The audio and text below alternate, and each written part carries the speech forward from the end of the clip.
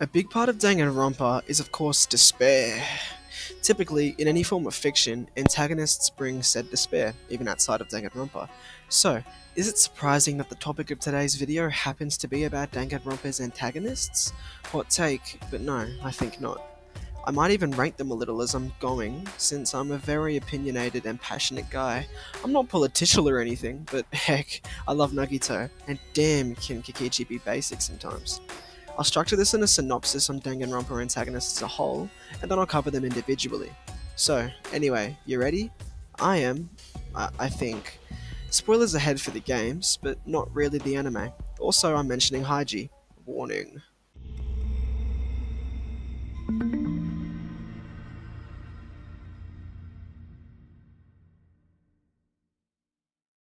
Villains in Danganronpa are kinda formulaic. Shocking, I know. I'd like to split these formulas up into two types, in-game and over-game, though there's a good chance I'll forget the whole over-game statement. I'll say when I do though. In-game is the Byakuya, Nagito and Kokichi type characters who always meddle with the story up front and in the killing game throughout the story. While out-game villains, see, look, I just forgot. This script is so... oh my god. Anyway, I like Junko and Samugi, also Izuru and Monika. I'll begin with the in-game antagonists, as the games themselves begin with those absolute menaces and end with the overarching ones. So, what exactly makes an in-game antagonist? The biggest thing for me is the concept of foiling. A Danganronpa antagonist needs to foil the protagonist in at least one major character-defining way.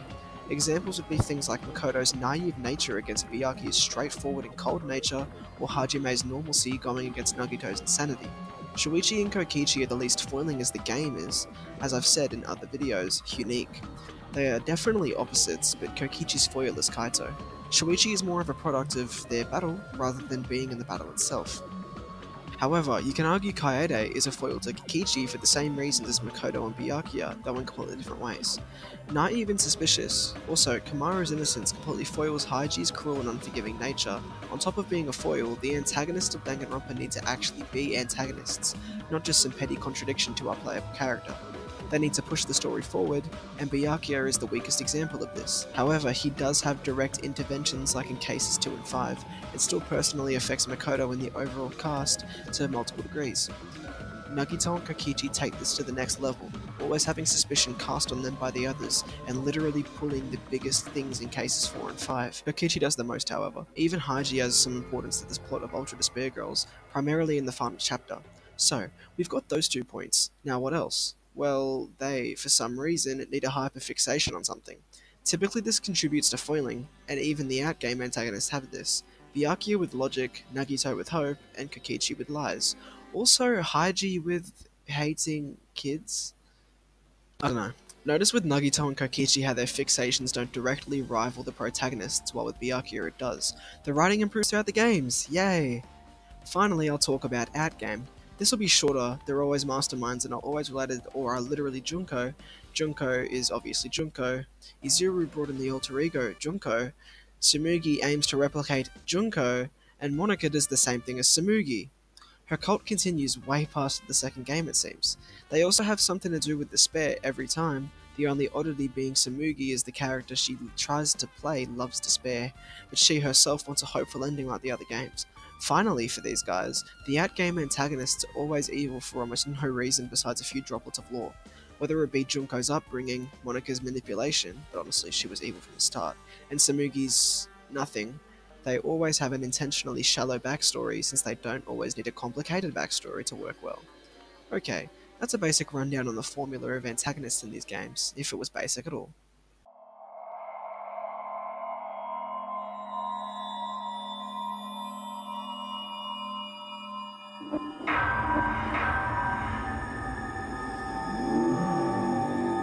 Danganronpa.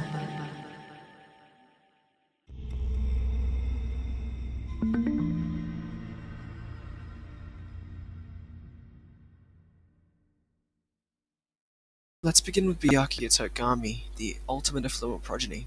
He's very cold, reserved, self-centered, and honestly, I can't blame the guy. He went up against 15 half-siblings of his and won, hence why he took his role. Though he can be real annoying, much like his one-sided girlfriend. He foils Makoto, moves the story forward, and maintains the atmosphere of suspicion when Celeste dies and Kyoko becomes more of a support character than an irrationally cold one. Byakuya's little quirk is his ironic unity with parts of the cast, that specifically being Toko and Yasuhiro in later parts of the game, such as cases 4 and 5. Kokichi has Gonta, but in the later parts of the game he doesn't anymore. Byakuya maintains his connections up until the shift in character and is the only antagonist that survives in-game. This allows Byakuya to go through what could be one of the smoothest character arcs ever, being so smooth it isn't even guaranteed you'll notice in your first playthrough, or watch through. I find it fascinating such a likeable character in the end was the one that tampered with Chihiro's dead body in Chapter 2. Funny how that works, huh? Overall, this guy checks every box for an antagonist, but if I had to rank him in how antagonist-like he was, he'd be last place, excluding Haiji. There's a reason some people don't even see him as such, though I'll always stick with the verdict that he is.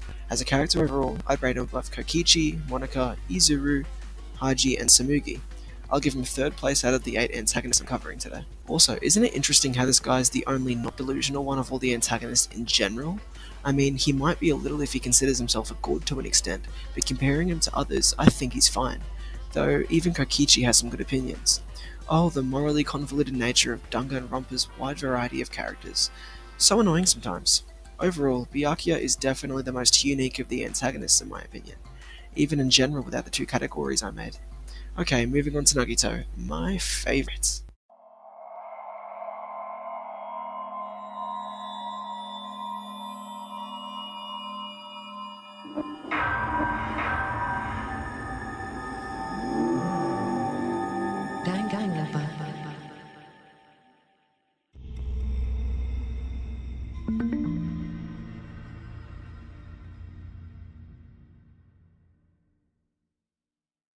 Nagito Komaeda, possibly the most popular character in the fandom if we exclude Monokuma. That's for good reason. This guy loves hope, lives up to his talent of the ultimate lucky student, and brings so many interesting conversations to light. When ticking the boxes for this guy, he passes with flying colours, much like his sexuality. He foils the protagonist, and honestly even the whole class to an extent, as well as moving the story forward in cases 1, 3, 4, and 5. His actions in cases 4 and 5 even foreshadowed the case 6 twist. Like, talk about a phenomenal character. Dude's got mad design as well. His hyperfixation is on hope, of course, and to an extent, luck as well. He's very self-loathing and honestly gives heavy protagonist vibes, which makes sense when you consider the case 4 investigation, even as an Aihago. Perfection. Nagito actively goes against the other characters, but uniquely, though trying to help them. He's always trying to continue the killing game for the other characters' sakes, hoping their struggles will be overcome and create an even stronger hope. He's honestly so interesting, and I have made an hour-long, very in-depth analysis of his character as a whole. Watch if you're interested. His views on the world involve a cycle of luck, the overpowering hope always winning against despair, love of ultimates, and more. He's got so many quirks, views, and more that make him better than the other antagonists by a mile for me. Ranked 1st place, better than everyone. Hell yeah, in character.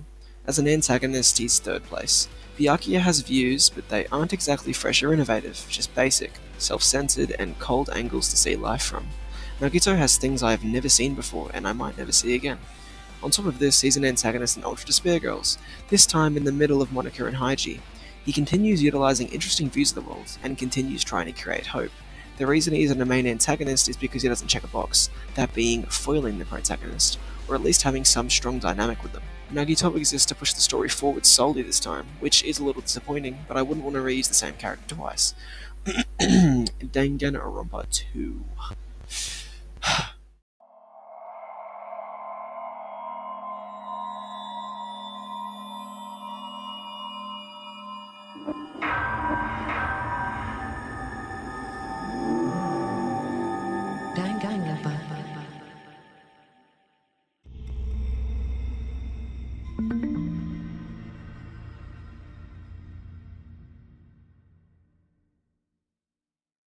Do you like the chapter name? I do. Hajitawa is really annoying and awful, and I'm tempted not to bring him up, but he's an antagonist of more than just the game he's in. He's the antagonist of the fandom as well. This guy completely boxes Toko in the final few scenes and struggles to be even remotely likable in the slightest, but here we go. He checks the boxes for an antagonist, whether it's his hyperfixation on hating little kids and revenge, his foiling Takamaru, an interesting dynamic with Toko that I'll touch on in a little bit, alongside how he moved the story forward through embarking on a journey with his crew of adults. He's just the other side of the coin when it comes to the threats the protagonists face in this game. Haiji is what Toko could have become, and I think she knows this more and more throughout the game. which might be part of what causes her character development. They're both very angry at the world and see the worst in people, but Toko has a chance to change her ways, which she takes in stride, sticking with Kamaru. Nagito is also an antagonist in this game, as I've mentioned, so it takes some thunder from both him and Monika. Okay, that's all the time I'm going to give this guy. He's mad boring and also really ugly. I rate him at the bottom of both realms, of course.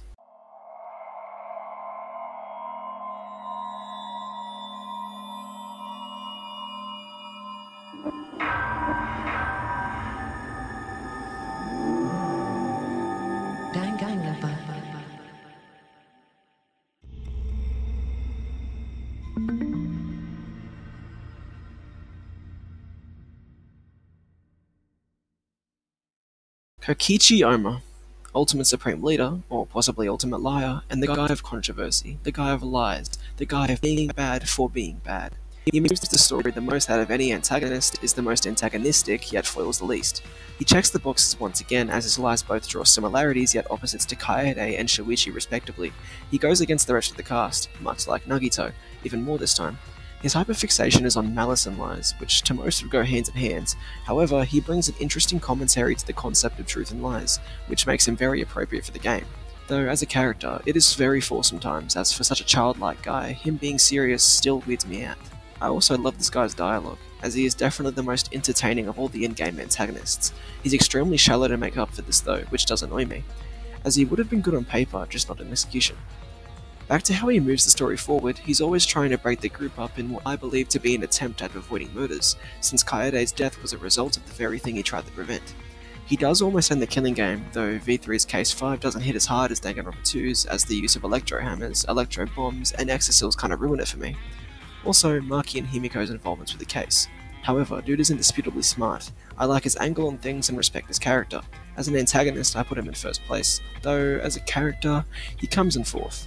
We now have the in-game antagonists all finished and rated. Cool beans, let's move to the out-game ones.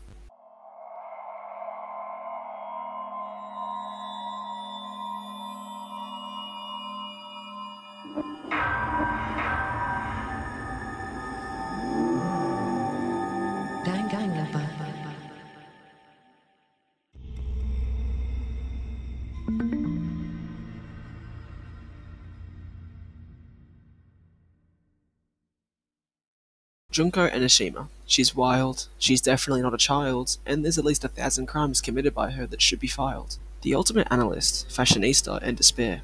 When it comes to checking the boxes, she's wedded to Junko as she herself is obviously Junko. She has pretty much no reason for doing what she's doing besides her ultimate analyst talent causing her to be mad bored of everything, as well as being homeless for a bit in early childhood. This caused Junko to love despair as it seemed unpredictable to her, which is ironic as not being able to push on in life sounds pretty boring to me. Some people theorize that Junko loves her friends and wants to put them through despair because if she enjoys it, they should as well. I disagree with this notion, as she clearly understands how other people despair, and she just isn't that delusional. Her fixation is on despair, being a foil to Makoto in every single way, much more than Byakuya is. I personally think this might be why Junko's whole reveal moment feels so good, as she is a great contrast to the protagonist. It feels a little redundant in Danganronpa 2, as Hajime doesn't mix as well. It is interesting seeing Hajime effectively communicate with who he was under the command of, however. I do enjoy that dynamic for its own reasons, really. Junko returning over and over again somewhat fits her character anyway, as she is the soul of Danganronpa due to her contradictory and subversive nature. Okay, I'd rank her at third for character because of how likable she is, and I'd put her at second for antagonistic. It's obvious why, I mean, look what she caused. Now that we've covered Junko, it's time for her boyfriend, Izuru Kamakura, the old one.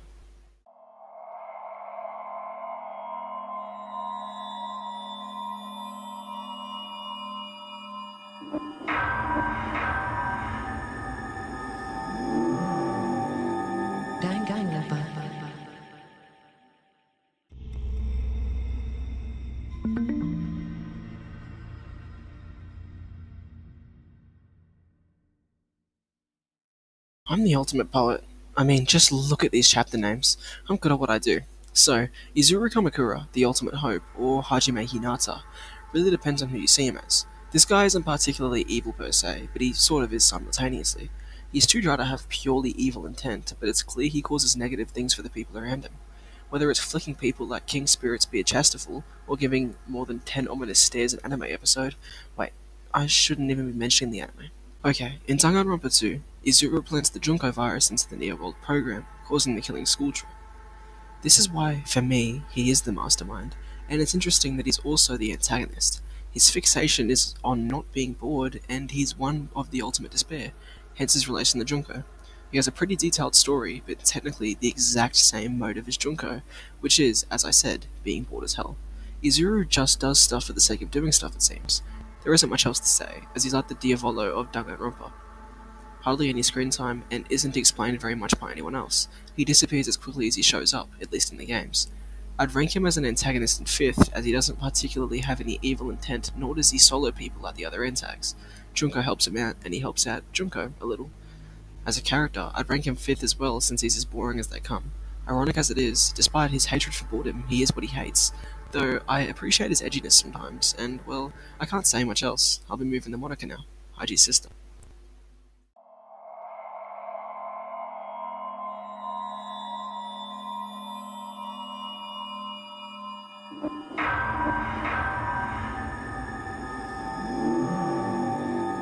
Danganronpa.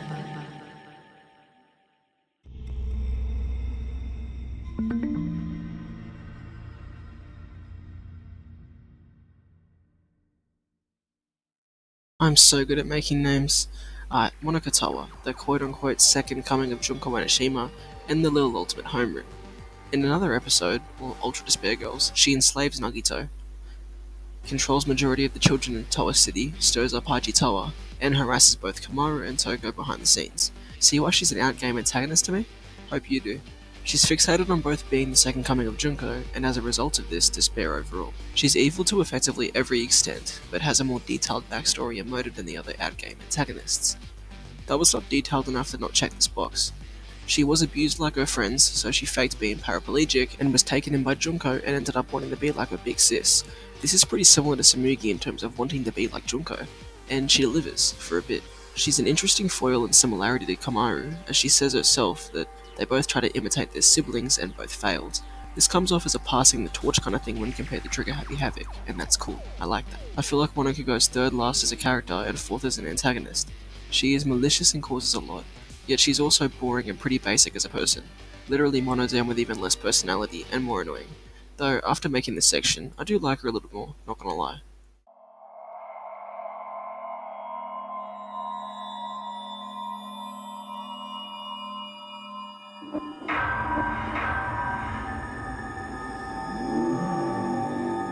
Danganronpa.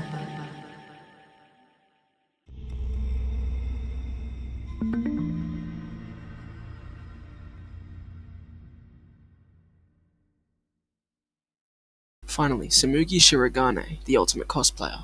She's fixated on being like Junko, and fiction as well. She's related to Junko by wanting to be like Junko, and has literally no backstory besides quote-unquote being a part of Team Danganronpa, which could be complete cap. You never know if it was a flashback light that she was exposed to. She has a very weak characterization, and her feats aren't even set in stone. She could have caused 1 killing game, caused 2, caused 53, or none. She could have created tons of despair, or only a little bit, maybe even none. I like her relation to both themes of Danganronpa V3 and the franchise's ending, however, but outside of that, there isn't much else to go on. The twist that is her role in Case 1, sure, maybe that, but what else? She's extremely plain, even if it's intentional. I rank her 2nd last for character and 3rd last for antagonist. At least she's more evil than Byakuya, right? She probably caused the 53rd killing game or whatever, and she did some smart stuff like the death rate of despair. Though, one more thing, the fact that the Monokumas have independent AI and stuff kinda like that ruins her for me. What role does she serve besides creating it? If an AI made your assignment, does you being the creator of said AI suddenly make that assignment yours as well? No, it doesn't. Monokuma is closer to the mastermind than Tsumugi is, to be honest. Don't forget Mother Kuma.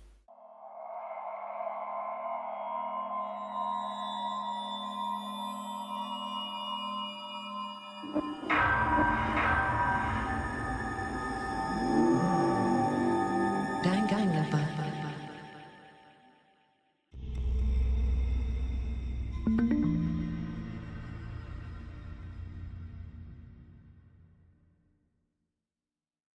We are done now. Hopefully this video doesn't take too long to make in editing, and here's the final list. This video should have been cohesive enough for you to learn something, so I hope you enjoyed it. Like and subscribe if you did, and remember, Nagito is the best. Alright, so, sorry for intentionally cutting myself off, that's just part of the script. It says, be yourself, pretend there's a death girl looking back at you, bro.